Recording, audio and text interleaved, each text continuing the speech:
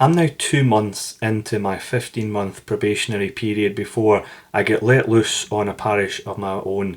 But here's 5 things that I was not prepared for when starting out. If you don't know who I am, I'm Aaron, I'm a student minister, and I post stuff on social media all the time, particularly about new Christians, or for new Christians at least, trying to make it easier to explore the Bible for people starting out, because it's a bit daunting, but at the same time, I'm also in the process of becoming a full-time minister of Word and Sacrament within the Church of Scotland, and all that that entails as well. So I'm trying to incorporate a little bit of that into what's happening here so that people can maybe see what life is like for me, and if anyone is even interested in that, let's be honest, probably nobody is. But also it can maybe help other people reflect on the process for themselves if they're ever considering it. No matter what the denomination is, I think the experience is largely the same in my shoes. Now, I've already done 3 placements. I've done two 25-week placements, which is about supposed to be 10 hours a week, and I've done a full time 40 hours a week summer placement as well, which was over the course of 10 weeks. And those were great, those were illuminating, they were really, really helpful and really practical to help teach me. I've also done a locumship and it taught me a lot as well, but I think probation is just a completely different beast entirely, because you're almost at a different stage of ministry as you were in those stages. And I think I'll get into that with the first thing that I'm going to talk about today. But these 5 things were things that not necessarily I didn't know about, but I wasn't necessarily prepared for just how difficult they would be to deal with. The first one on the list is having to be both a minister, quote unquote, and a learner at the same time. So for the people in the congregation, you are a minister. They don't see any distinction between you and someone else, any other minister that's there, but there is a distinction, and that distinction is I'm there under supervision of another minister at this point in time for that 15 months, and I need to pass this time and say that I'm fit to be a minister, basically, for other people. Now, what that also means is that I'm not ordained as a minister. So whereas in certain denominations you get ordained before you are fully qualified almost, you might do some training, or you might have another name for that stage, but you can do lots of things that a minister would do. There are certain things that I can't do as a probationer, and so I can't take the sacraments is the main thing, and I can't really marry. I could in explicit circumstances, but I can't marry anybody that comes to me and asks me for a wedding, which sometimes is difficult, other times it doesn't even crop up. So, swings and roundabouts with these things, they come and they go as they are. But having to deal with that kind of image of people seeing me a lot of the time as somebody who should know what they're doing, and in actual fact, I'm no better off than any of them are at knowing what's to be done a lot of the time. It's quite difficult to both manage the expectations of others and manage the expectations of myself, and of course then your supervisor and whoever's helping you on that journey also has expectations as well. So there's lots of pieces to that puzzle, and I don't think I was quite ready for just how much people would see me as a fully qualified minister, even although I'm not. And yeah, it takes a wee bit of getting used to it. Every time it kind of crops up, it takes you, you have to take a step back, I think, and pinch yourself a wee bit to make yourself aware of this is how they see you, but again, you are only a learner. So you're marrying up this expectation that you're both someone there to do a job, but you're also there to get something out of it. And I think that's quite difficult to walk that line a lot of the time. The second thing I wasn't prepared for was just how much of ministry is invisible. And again, this is going to link to one of the other things I'm going to say later on. But people see the visible things, they see the front-facing things, but they don't see the work that goes in behind it. For example, the church, or the churches that I'm in, have Bible studies, they have prayer meetings, they have obviously their normal worship services, they have all these other activities and meetings and things that go on. And while they're all important, you've still also got to find time to prepare for all of these things. And people don't see that. People just think you're there and you do the job, but actually you've got to put all these preparations in before you even get to that stage. And of course, being at the stage that I'm at, it still takes me quite a long while to get these things done. So that can be a kind of time constraint for me as the week progresses. The other thing is that you're visiting people as well. So most of my afternoons are spent going out and visiting people, which takes time, and it's on a one-to-one basis. So that person knows you've been and visited them, but everybody else doesn't know that you've been and visited them. And so they can think, oh, they come up with this kind of thing that they tell ministers, that a minister only works one day a week because they take a Sunday service and that's it.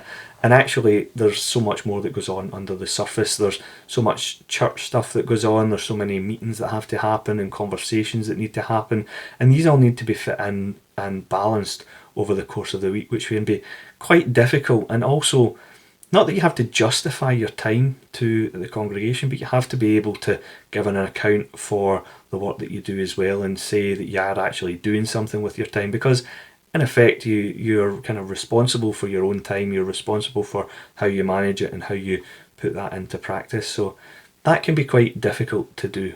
Number 3 is the time pressures that are built in on that. There's lots of things that happen, there's lots of deadlines, and whilst the things that have deadlines are important, there's other things that need to be done as well, which are a wee bit more extended in time frame, and so they get pushed to the back of the list. And it's hard to try and keep a hold of them. It's hard to try and keep them in the here and now and do the work on them, because you're doing so many other things and you're thinking, I have no time here to do all of this. I need to prioritise. And so the way I've always managed my time is a kind of, I used to work in the NHS, so it's a kind of NHS mentality of you do the things that have deadlines first, and then everything else that's the nice to haves, as it was, gets pushed to the back of the list, and then some of them or most of them end up not getting done. And that doesn't really work. It never worked in the NHS, and it certainly doesn't work here in ministry either. Another one that is time pressures, number 4, is just how difficult it is to block off time for yourself. Being in ministry is all encompassing. There is no kind of shut off, and whereas I was in the world of work before, and my kind of switch was to church stuff, and I'd done the kind of volunteering stuff before and showed up and put the tables out and done the setup for activities, etc. There is no switch off like that for me now, because my whole day is effectively consumed by either ministry work or ministry consumption of tasks that need to be done and preparation work that needs to be done. So there's everything in there is all about my ministry at this moment in time. So it's hard to find that time where you can actually take a step away for a moment and take time for yourself. It's also not that we don't know that we need rest. I mean, I certainly know I need to take time off, and I need to take a wee bit more time off to be able to recuperate and sharpen the axe, as it were. If you know that analogy, you know what I'm talking about. But you have to also kind of, the thing with taking that time off is you have to say no to things. And it's the things that you're saying no to that's the struggle. It's saying no, I can't do that, I can't help you with these things. And actually, the kind of consequences of that being that it maybe doesn't get done, or you let somebody down and you can't serve them in the way that you want to serve them. But equally so, you need time off to be able to rest and recover, because if you don't have any time to rest, then you certainly won't be much good to anyone when you're there trying to do the job, would you? So it's a balance, and it's one that I've always struggled with. I've always worked more than I should, but I think it comes with the job, it comes with the territory. It's just one of those things that we have to do, and then I need to get better at it, I suppose. The 5th thing, and again is the most difficult one, the one I didn't realise quite how difficult it was really going to be, is the emotional pivots. Days are so varied. Things are completely different from one day to the next. But not only that, they're completely different from 1 hour to the next. I could be going into the schools and having conversations with people just starting out their journeys of faith, of in the world of work. I could be at a mother and toddlers group, something like that, and then I could be immediately going in to prepare a funeral for someone who is either at the end of their life or who has just died. And there's a whole range of other things that happen in between there. And actually, you know, the way that the schools work, there's two primary schools that we go into on a Friday. There's one in the morning, there's one in the afternoon. So in that space in the middle, there could also be another meeting about something else that's happening, and you're trying to constantly pivot between different emotions for different groups of people, different people you're talking to, different meetings you're having, and it's really quite a lot to try and get your head around. It's not that we can't do it, it's that it's quite a lot of effort to then G yourself up to then go and do the school stuff. For example, if you're visiting someone who's sick and you need to be more comforting and pastoral in that situation, when you then go into the school and you're trying to be energetic for all these young people, it can be quite draining to try and pluck up that energy when you know the other things that are going on. And I haven't quite got to grips with how all that works just yet.